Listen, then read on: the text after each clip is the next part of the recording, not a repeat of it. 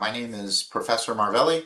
Welcome to Jazz History at American River College. I'll be walking you through the course today to show you how you can be successful in the class. I've done a lot of updates in the past semester so that hopefully the class is a little bit easier to navigate and you'll have a great time. So I look forward to working with you this semester.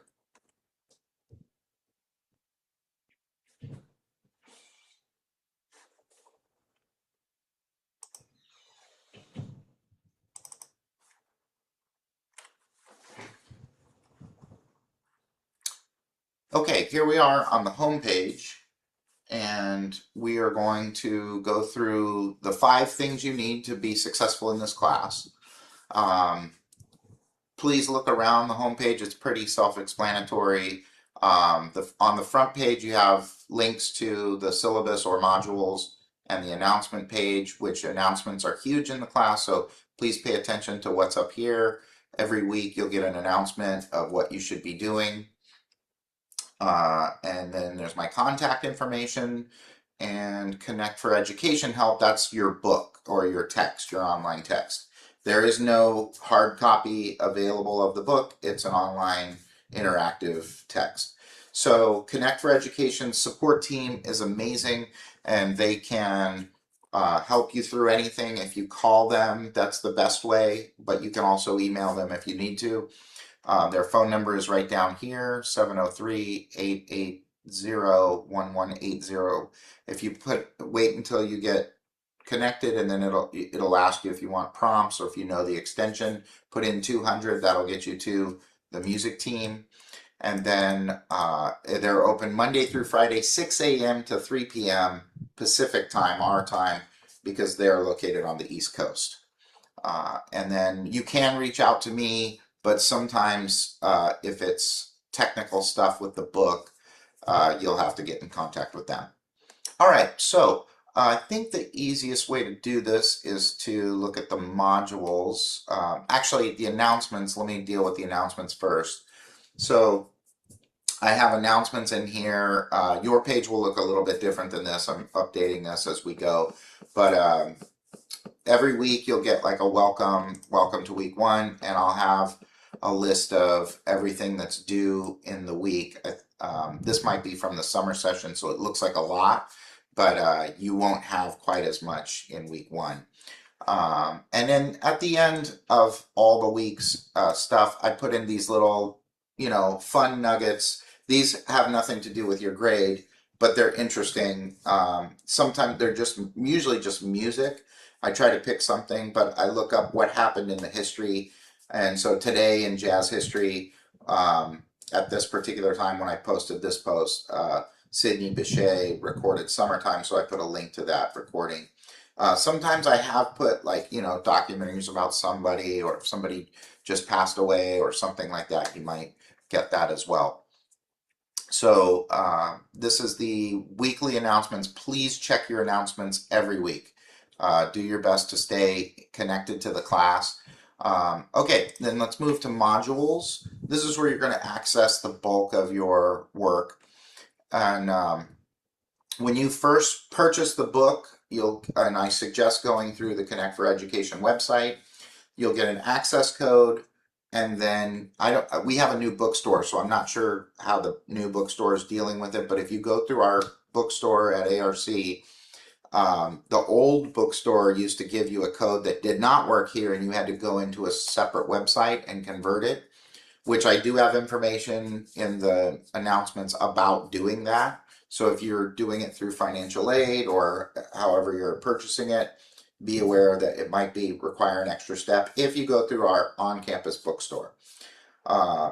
If you purchase from the website, you'll get an access code. That access code will be usable right away. And what you would do is you would scroll after you read the syllabus, and I got all the syllabus information there.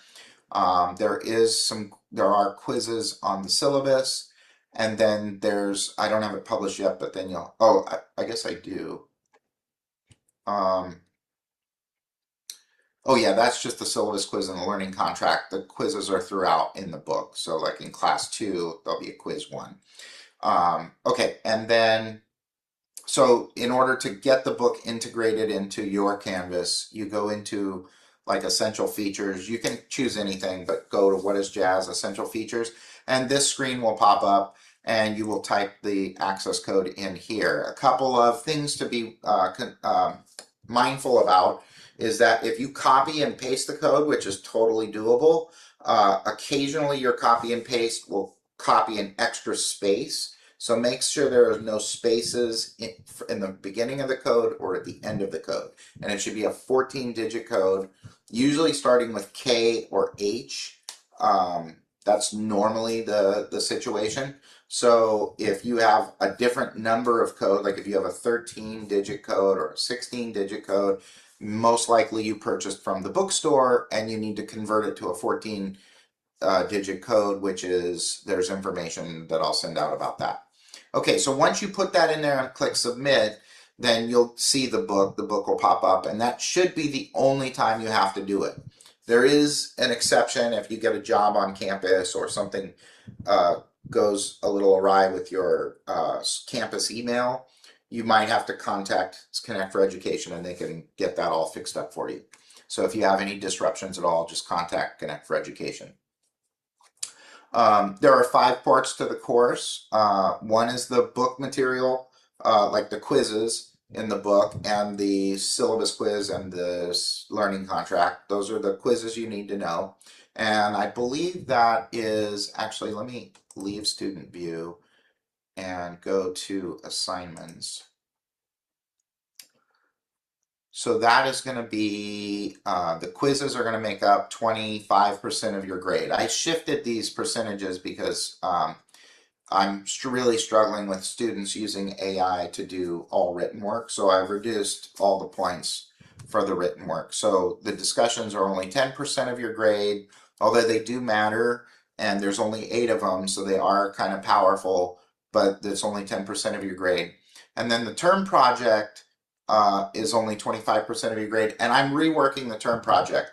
So ignore all this because it's not going to be a group assignment. It's just going to be a single assignment, but you're going to teach a 15-minute lesson. That's the term project. So you'll have quizzes from the book, the term project, the discussions. Discussions usually in 1 week you'll do your original response to the prompt, and then the next week you'll do a response to a student's post. So you'll post an original post, and then you'll post a response to another student's original post. And then so you have the quizzes, the term project, the discussions, then there's the midterm and the final. And those are both worth 20% of your grade. So 25 is the quizzes, 25 is the term project, discussions are 10, and then midterm and final. I've eliminated the essay if you've taken this class in the past with me. We're not doing essays anymore because of the AI situation. So you will be writing in the lesson, and if you do choose to use AI, you can, but I would encourage you not to. But if you end up doing it, it really doesn't matter with the way that I have the term project set up. So it was one of my workarounds to have students that are using AI to do all of their coursework. It's going to be, at least you have to interact with my content knowledge or content that I'm presenting to you. All right, I think that'll get you through. Just for right now, just know that I'm rebuilding the term project. So the first week of class, that may look totally different. So don't worry about the term projects the first week of class.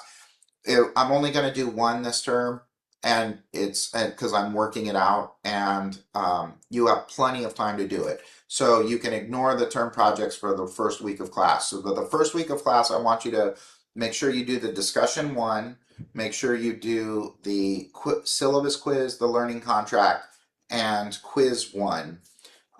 Most assignments are all due on Sunday. Almost all of them are.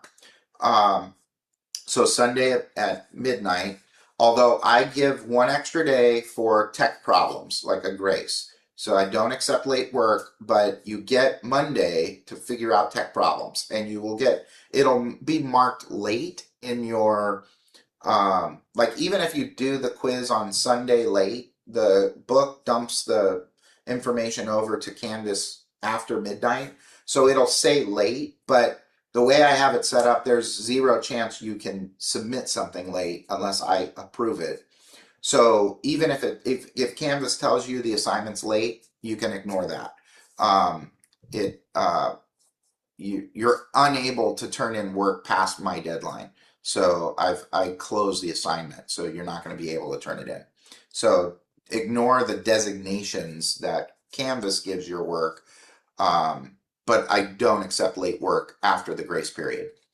Um, and I think it's going to be easy. This is kind of how I reworked the summer session, and there was a lot of success across the board. Students did much better in the class after I reworked it this way. So I'm hoping this is the same for you. It's the second semester I've tried this stuff, so hopefully if it's as successful with you, I can just make it permanent and the way that I run the class from now on. If you have any questions, please email me. What else was I gonna say? Oh, the last week of class, which I'll go over in the announcements. The last week of class is going to be different due dates, so just be mindful of that. Okay, I hope that clears everything up for you. Let me end the sharing. And like I said, if you have any questions, please reach out to me. Oh, use Canvas, use the Canvas inbox to connect with me instead of using just my regular email, because that way it'll tie you to your section. I have several sections of jazz history, so it'll make it easier for me to solve your issue or quicker.